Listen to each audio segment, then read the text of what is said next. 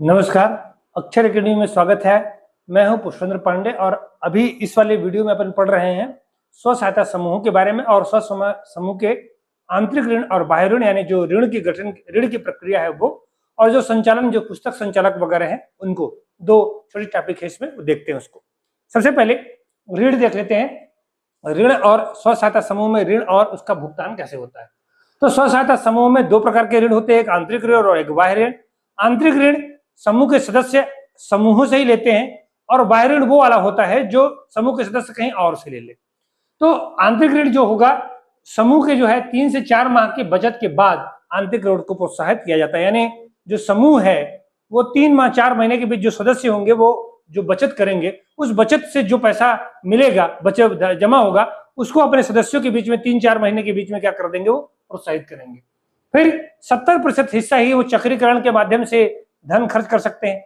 30% वो आपदा कोष के रूप में जमा करके रखेंगे। 70% पैसा क्यों? क्योंकि अगर किसी ने पूरा पैसा लेकर भाग गया फिर गड़बड़ जाएगा। कुछ पैसा बचाकर समूह के लिए रखेंगे और 70% पैसा को ऋण के रूप में वो क्या कर सकते हैं, सदस्यों को बांट सकते हैं। फिर चक्रीकरण के माध्यम से दिया जाएगा। चक्रीकरण का मतलब यह है कि एक बार में एक ही व्यक्ति को बार बार नहीं दिया जाएगा। एक व्यक्ति को देने के बाद फिर दूसरे व्यक्ति को, फिर तीसरे व्यक्ति को, फिर चौथे व्यक्ति को, ऐसे लगातार दिया जाएगा। ब्याज भी देना होगा। जो है, जो पैसा ऋण पर लेगा, ऋण पर क्या करना पड़ेगा, ब्याज भी दे होगा। सदस्यों को बचत के अनुपात में ऋण प्राप्त होगा। यानी जितना सदस्य पैसा जमा किया है उसके आधार पर फिर क्या मिलेगा, उसको ऋण मिलेगा।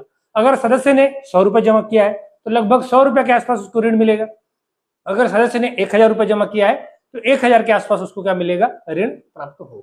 ठीक, तो 3-4 माह के बचत के बाद ऋण जमा किया जाएगा, आंतरिक ऋण को प्रोत्साहन किया जाएगा। 70% पैसे को ही ऋण किया जा सकता है, ऋण के रूप में दिया जा सकता है। चक्रीकरण के माध्यम से ऋण दिया जा सकता है। सदस्य को बचत के अनुपात के आधार पर ऋण उपलब्ध कराया जाएगा और ब्याज देना पड़ेगा। फिर ऋण का कारण क्या होगा, उत्पादक कार्यों के लिए भी ऋण दिया जा सकता है और दैनिक आवश्यकता के लिए भी ऋण दिया जा सकता है। यानी किसी भी आवश्यकता के लिए जो सदस्य होगा उस समूह से आंतरिक रूप से ऋण प्राप्त कर सकते हैं। फिर अगला ऋण कब मिलेगा, जब ऋणों का भुगतान कर दिया जाएगा तब अगला ऋण दे दिया जाएगा।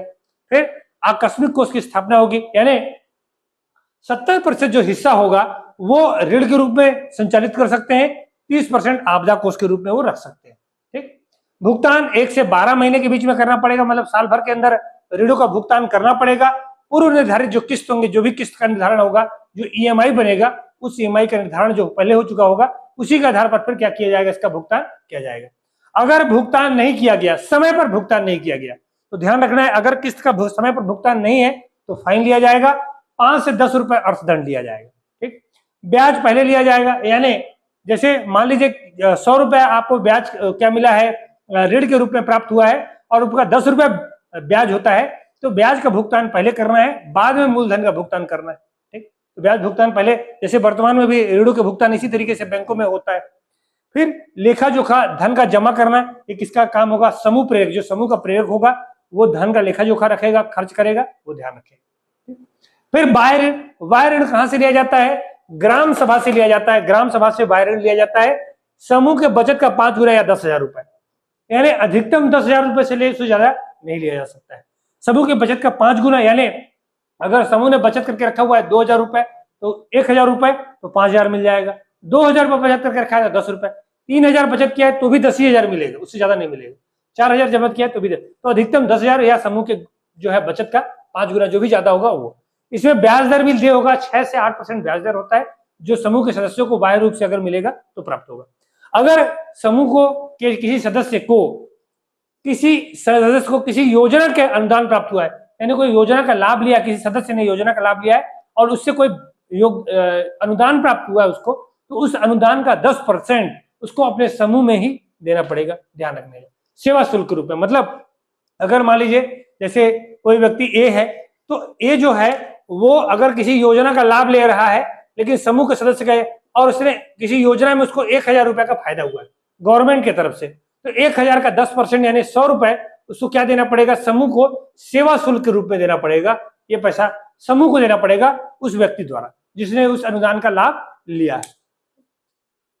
फिर संचालक, समूह का संचालन करने के लिए पुस्तक संचालक होते हैं। पुस्तक संचालक समूह का कोई भी सदस्य हो सकता है, ध्यान रखना, कोई भी सदस्य होगा, लेकिन वो क्या होना चाहिए, पढ़ा लिखा होना चाहिए, तभी तो संचालन कर पाएगा। लेन देन का इसको प्रशिक्षण दिया जाता है, इसका चयन समूह के ही माध्यम से किया जाएगा, समूह के सदस्यों के माध्यम से ही किया जाता है। फिर संसाधन पुस्तक संचालक, समूह जो होता है कई समूहों में बटा होता है, जैसे समूह में 5 से 10 सदस्य हुए। ग्राम स्तर पर समूह, ये जो समूहों का संगठन बनेगा ग्राम स्तर बनेगा। ग्राम स्तर वाले संकुल स्तर के समूह बनाते हैं और संकुल वाले ब्लॉक। तो जो संकुल स्तर के जो समूह होंगे वो कौन होता है, संसाधन पुस्तक संचालक होता है।